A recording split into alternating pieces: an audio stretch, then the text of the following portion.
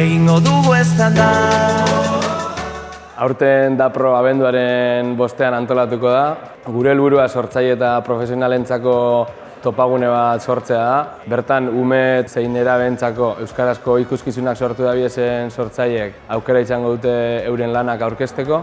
Eta horretarako izen emotea zabalik dago azaroaren 10 arte. Abenduan 5ean, goizeko 9etan, Durangoko Bizenta Mogel Bibliotekan familia ikuskizunekin lotutako topagune bat antolatu dugu. Bertan, sortzaileaz gain, teknikari eta programatzailea gonbidatu nahi ditugu, datorren urtera begirako programaziorako ikuskizun interesgarriak ikusteko aukera bikaina izango dalako. Euskal Herriko Musika Bulegoaren aldetik garrantzitsua da hitzordu hau, bai, DAPRO honetan izango duguna, batipak guri dagokionez euskal musikaren sektorari begia jarri, erakusleiho bat eman eta bertan biltzeko, bai.